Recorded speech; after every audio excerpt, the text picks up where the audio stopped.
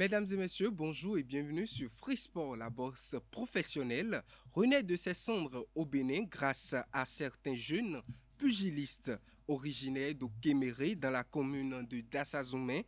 Pascal Ochon est l'un des fers de lance de cette nouvelle génération de boxeurs talentueux, porte-flambeau du noble art béninois dans la sous-région et sur le continent. Il a enregistré dans la nuit du vendredi dernier sa neuvième victoire en combat professionnel lors du gala Lajidi Boxing Initiative à Lagos au Nigeria. Dans une interview portrait accordée à Setonde Larios à Diagbenon hier mardi, Pascal Ochon raconte l'expédition nigériane, ses ambitions et son regard sur la boxe béninoise.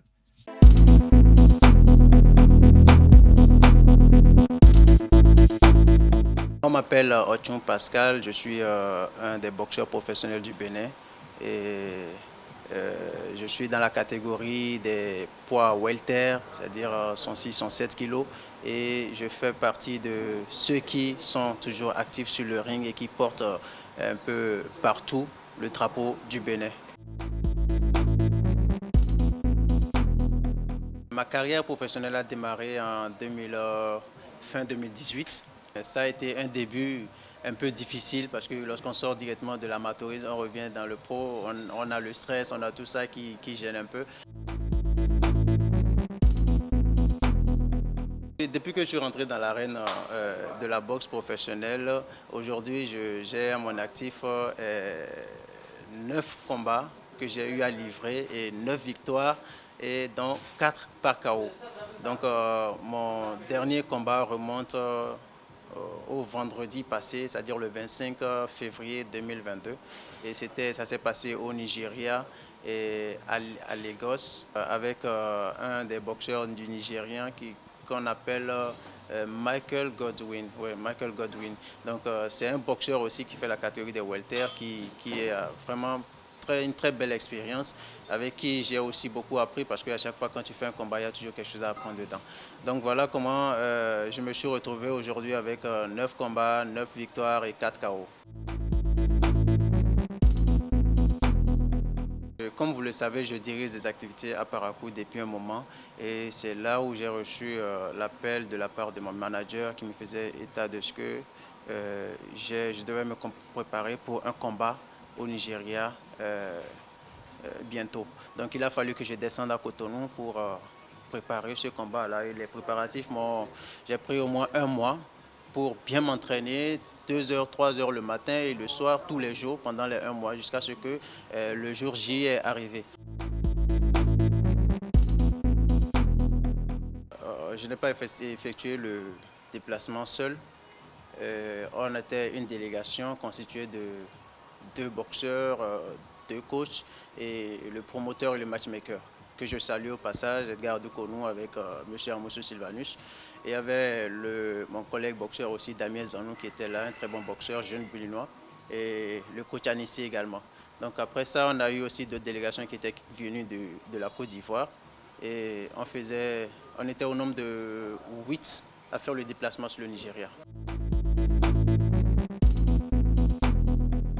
L'adversaire, je le connaissais déjà avant que je ne parte. C'est un adversaire que je connais très bien, qui est très bon chez lui là-bas. Et c'est un des champions du Nigeria aussi. Et vu que je le connaissais, vous savez, quand on connaissait l'adversaire, il faut travailler en fonction de son jeu, il faut s'adapter à son jeu et tout. Et voilà ce qui s'est passé. La première reprise, ça a été une reprise formidable, la deuxième reprise aussi. Sauf qu'il était légèrement en dessous de ses performances telles que je le connaissais avant. Ouais, donc j'ai dû prendre le dessus, la pression que je l'ai mise et tout, ça n'a pas été facile pour lui.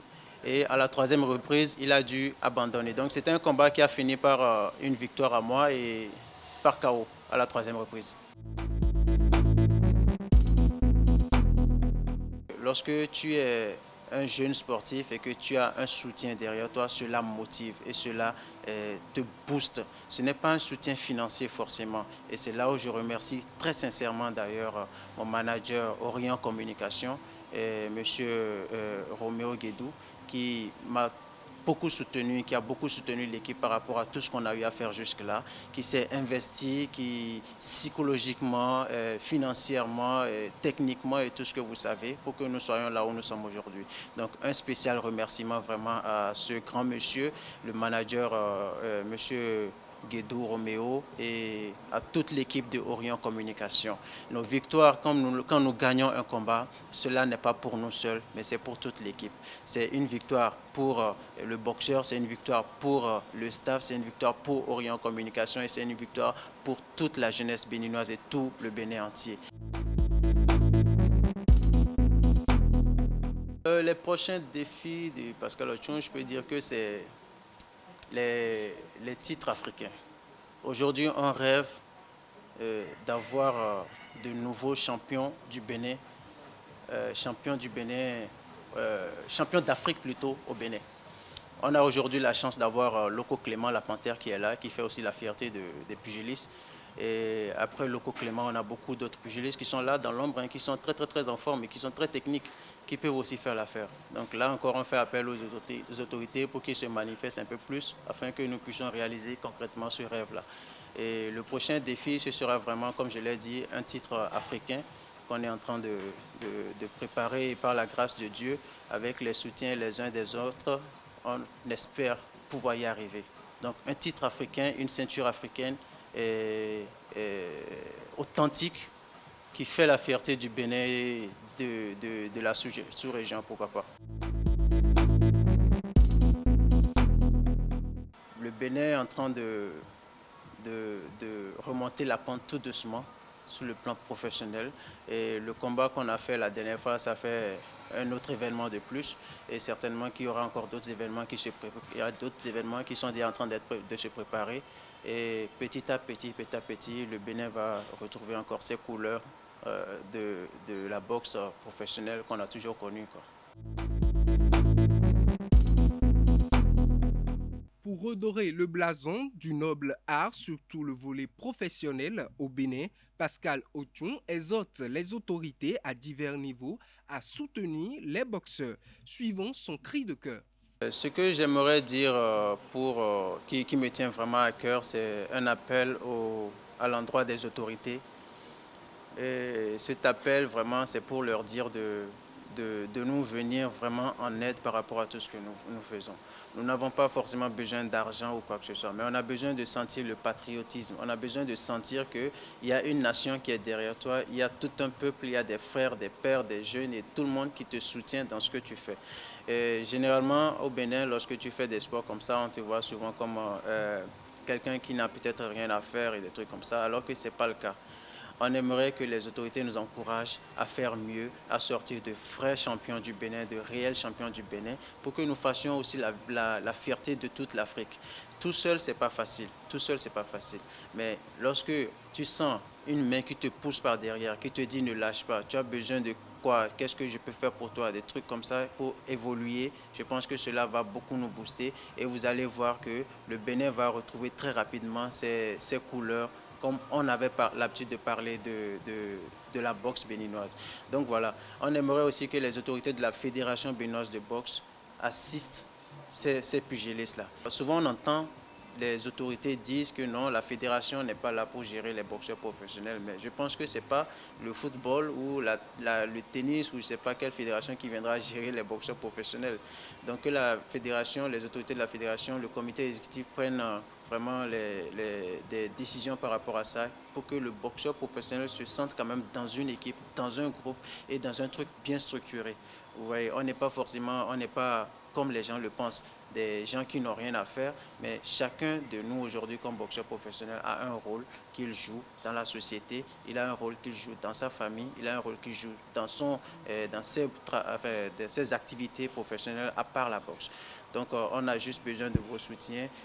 Par exemple, une salle de boxe à Cotonou, pourquoi pas? Une salle de boxe bien structurée et tout ce dont on a besoin, pourquoi pas? Des clubs d'enfants, de femmes, de ceci, de cela, pourquoi pas? On n'a pas besoin besoin. La boxe, ce n'est pas un sport où il faut se casser la gueule tout le temps, il faut se blesser, il faut faire ci. Non, loin de là. Et ça fait partie des sports d'ailleurs les moins dangereux, même si les gens n'y croient pas. Ça fait partie des sports les moins dangereux. Donc il y a des principes, il y a des règles, il y a tout ça qui font qu'aujourd'hui, on est moins exposé au danger que par rapport à d'autres disciplines de combat. Donc, chères autorités, chers Béninois et Béninoises, soutenez vos pugilistes, soutenez vos pugilistes. Le sport, ce n'est pas facile, ce n'est pas du tout facile. Et nous avons envie d'amener le Bénin très, très, très, très loin. Le tennis club de l'amitié de Cotonou va abriter du vendredi 4 au samedi 5 mars prochain la Coupe Davis.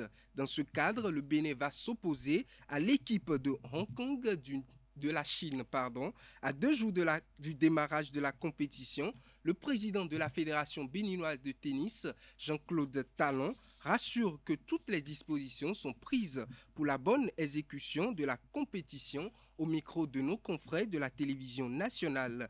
Le président précise également que tout est mis en place pour la réfection au tennis club de l'amitié du stade de l'amitié général Mathieu Kérékou de Cotonou. La Fédération béninoise de football s'est réunie le lundi dernier pour statuer sur plusieurs points. Au nombre des sujets abordés, le changement du surnom de l'équipe nationale Écureuil. Cette proposition a reçu l'accord unanime des membres de la fédération qui entend la proposer aux instances supérieures. Les citoyens de la ville de Cotonou se sont exprimés sur ce changement. Ils sont au micro de nos reporters.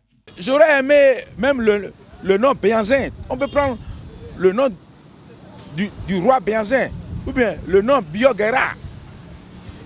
L'équipe nationale Bioguera du Bénin, on peut nous dire ça. C'est très bon. C'est bon, ça a des histoires. C'est un héros, Bioguera, c'est un héros.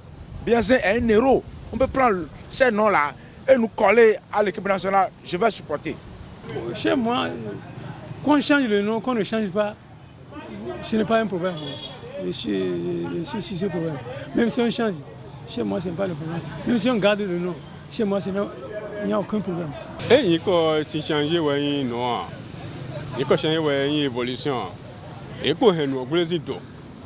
Bon, politique d'ailleurs, il faut un ballon pour le caca. Mais ballon d'ailleurs, nous quand il a bien zone les mains. Il a ces espions les deux, ben a vérifié tel les points de le ballon au bon, ben a sélectionné mais la fédération mais moi et donc moi mais qu'on a quoi à mais quoi au Béa ben si au ballon ben c'est de me bon éducation des nègres à télé bon mi m'a dit pour m'aider quoi si est déjà dans l'équipe nationale vous voyez ben bien mais le point et le flanc qu'on déjà mais le flanc quoi. Donc, mentalité nous a changé de mêler si ouais. Et nous avons changé ouais nous à bien mais à la roi, à la défendre tout nous quoi. C'est ça. Nous encore ouais nous donne dos à obéi. Donne dos c'est-à-dire fondation nous on nous obéi. Parce que à condition à mon village de fin ton ballon taon, bon le vent le ballon. Bon mais nous là au lieu de fédération on maintenant dit maintenant tiens mais nous là maintenant recruter mais nous là ben dans record de foot bon mais nous là dans monter maintenant bleu nous maintenant c'est toi ça nous con et nous gbélé con à quoi nous vigilant au ballon nous c'est-à-dire fédération béninoise joueur nous donne dos nous connaît le nom m'importe peu moi Écureuil Abtel comme on le dit ce n'est pas ça le vrai problème. Le vrai problème, c'est de détecter les talents, mettre les moyens, former les joueurs. Parce que c'est quand on perd que les gens disent ah, c'est parce que c'est le nom Écureuil. Peut-être on a croisé éléphant ou lion. Mais non, le Bénin a tenu tête au lion de l'Atlas. La CAN 2019. Et pourtant, c'est Écureuil contre lion.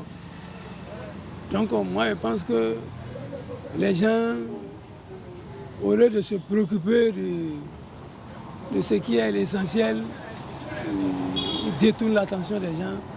Et moi sur ce point, ça m'importe. Que ce soit Écureuil, que ce soit un autre nous, ce n'est pas là le vrai problème. Je ne sais pas quelle mouche les a piqués et ils ont pris cette décision. Et le changement de nom d'Écureuil, il y a un animal noir, qui a le teint noir, qui est un vilain animal comme ça là, que eux, ils aiment donner ce nom à notre équipe nationale. Moi, je ne sais pas pour quelle raison. Parce que les écureuils là, qu'est-ce qu'ils avaient avant de changer le nom d'avant en écureuil? Est-ce que vous me comprenez? Quel problème ils avaient avant? Maintenant, est-ce que le problème a été résolu? Sinon, changer le nom en écureuil, cela ne veut rien dire. Le grand problème, c'est d'essayer de créer des écoles de football, de réorganiser le championnat national, la ligue professionnelle, de bien réorganiser ça. Mettre d'argent dedans et maintenant, là, on peut détecter des talents. Laisser l'encadrement technique, avoir un directeur technique en bonne et due forme, et comme ça, notre football va marcher. Maintenant, prendre la décision de changer le nom écureuil là, cela ne veut rien dire. Ce n'est pas le changement de nom à l'équipe nationale qui va faire gagner des matchs à l'équipe. Non, ça c'est très faux. Ils se trompent. Ils n'ont qu'à réorganiser notre football depuis la base. Mesdames et messieurs, c'est tout pour Free Sport de ce mercredi matin.